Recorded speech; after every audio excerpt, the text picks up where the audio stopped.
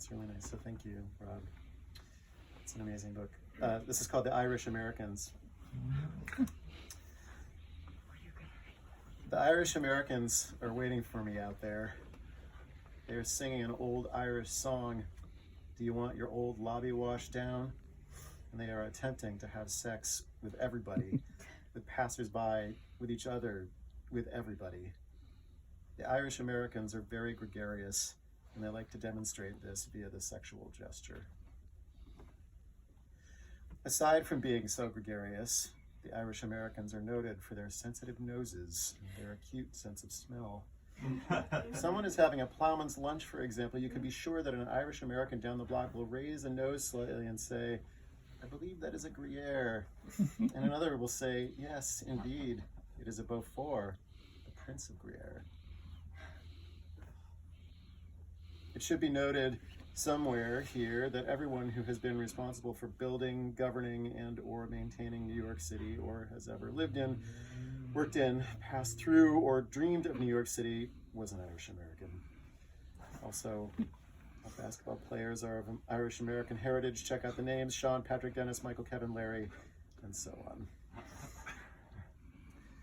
When the Irish Americans go out at night, there are hundreds of big orange clocks in the sky and countless gigantic shoes abandoned on the sidewalk, funny-smelling men with pot-bellies, chain-smoking and bringing down property values, deranged Welsh people who drank the bong water, mumbling about obscure Scandinavian bass clarinet players who were recording the entire compositional ode of Duke Ellington and Billy Strayhorn backwards and in reverse alphabetical order, mad French fiddlers, Jersey versions of Francois Villon, intense Yankee painters, and other usual suspects.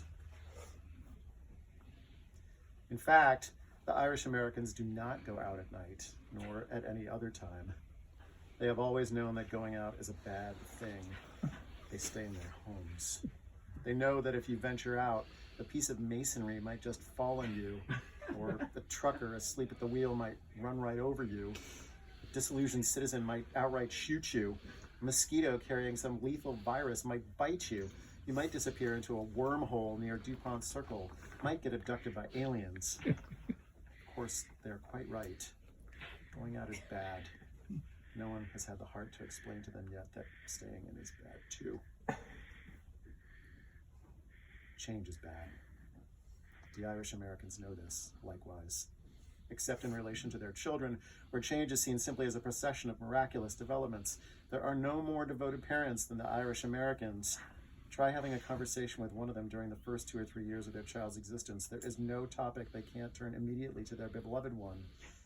I was blown away by Tom Green's new paintings. My kid just did a painting.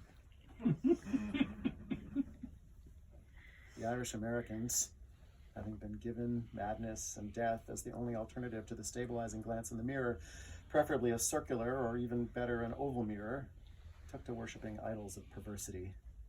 Thus and so, the eroticized body became the Irish American's universal symbol of nature and of all natural phenomena, which explains all that other stuff.